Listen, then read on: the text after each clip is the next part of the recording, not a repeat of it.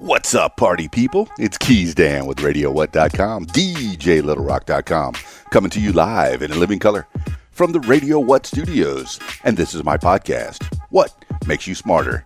It's an extension of the RadioWhat.com internet radio station that I've been running for quite some time. And if you need DJ services, please jump on over to DJLittleRock.com. Come on by. The water's fine. I don't know. If it's a pool party, maybe the water's fine. Check availability and get a free price quote. And maybe you can have me at your next event. If you'd like to tell your story, I encourage you to check out my other podcast, What Makes You Famous? Use the hashtag What Makes You Famous and find it everywhere. What makes you smarter? Well, let's find out. Let's do it together right here on the program. Now, on with the show.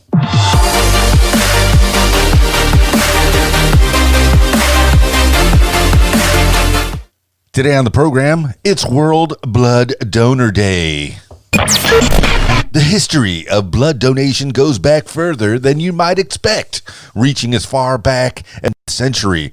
The medical specialist of the time knew that blood was a vital element in the body, and losing too much of it was bound to have tragic consequences on the patient. So it was experimentation began, and a whole new breed of heroes was born that contribute their blood so that others may live. Blood donors save lives every day by giving of themselves, so those accident victims and those in need of transfusions for surgeries can live.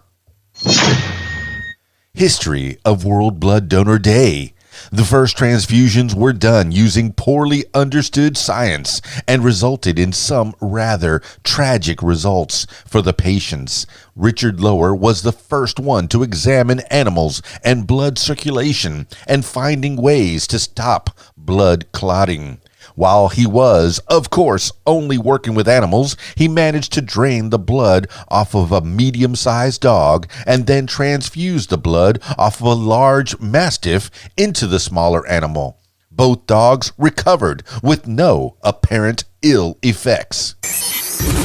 So it was that he gained considerable notoriety for his efforts and was asked to speak on and teach this technique to the Royal Society. There were some odd beliefs about blood back then, and the first human transfusion involved putting the blood of a sheep into a patient who was suffering from a mild form of insanity. It was thought that perhaps the blood of so gentle a creature as a lamb might help to calm his madness. The act of transferring animal blood into patients was strongly questioned by the tightly superstitious and morally rigid authorities of the time, and the practice was outlawed, vanishing for 150 years. It was an obstetrician that brought blood transfusions back into the modern medical technology, starting in 1818, after he saved the life of a woman who had hemorrhaged terribly after giving birth. He started publishing works on how it was done and the study thereof. Throughout his life, he performed 10 transfusions, 5 of which saved the lives of the recipients. World Blood Donor Day is a World Health Organization campaign, the first event to raise awareness of the importance of blood transfusions took place in 2012. Since then, the WHO has spearheaded campaigns every year. Blood, the WHO says, is an essential not only for urgent interventions, but also for planned treatments. Surgeons regularly make use of third-party blood to ensure the continued health and survival of their patients, both during and after surgery. Blood is necessary for maintaining vital functions and providing assistance in emergencies of all kinds. Medics use it to help people recover after car accidents, armed conflicts, natural disasters, and perinatal care. Medical systems need a steady supply of healthy people willing to give their blood for hospital transfusions. Blood, therefore, is a precious commodity. Without volunteers, people donating their blood regularly, health services would grind to a halt. The WHO, however, recognizes that not all countries have systems in place to gather sufficient quantities. In some areas, people want to give blood, but it is not practical for them to travel to the clinic. In other locales, citizens don't understand the value of their donations and so never make an effort to donate. World Blood Donor Day, therefore, is an annual event that informs people of the necessity of blood collection efforts and how they can get involved.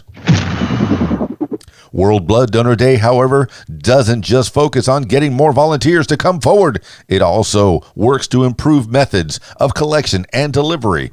Harvesting blood from a donor and transferring it to a patient is a very complex process.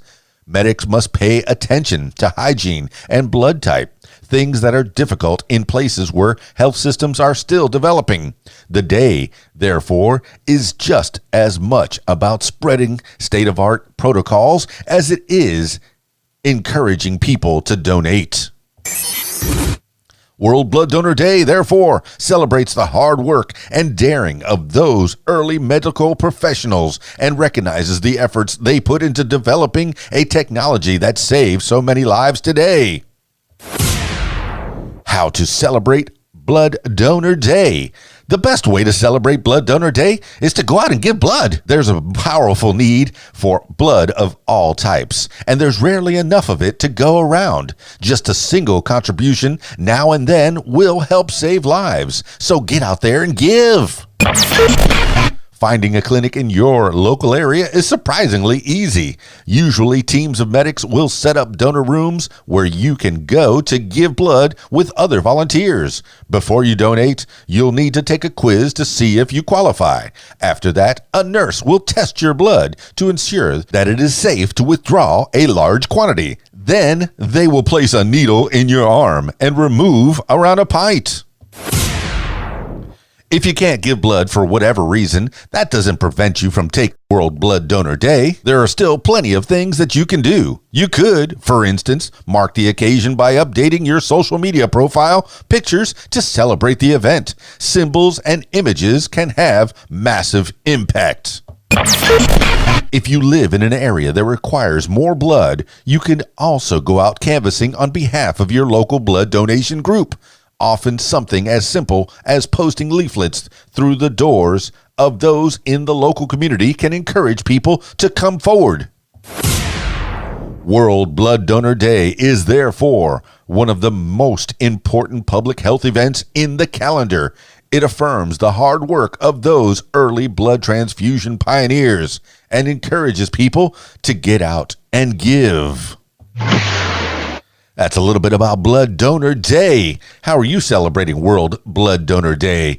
I know I used to give a lot of blood when I was a younger lad. I don't do it that often anymore. In fact, I don't do it ever since I was in my 20s. Maybe I should go back and give some blood. Let's see. Yeah, maybe I'll do that.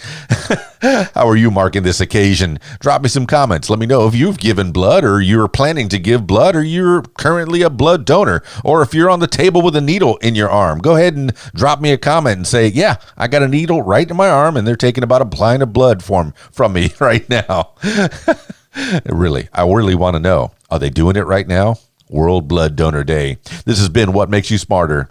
If you'd like to tell your story or hear the stories of others, I encourage you to check out my other podcast, What Makes You Famous. Find it everywhere using the hashtag WhatMakesYouFamous. That's it for me. It's Keys Dan, RadioWhat.com, DJLittleRock.com. Peace. I'm out of here.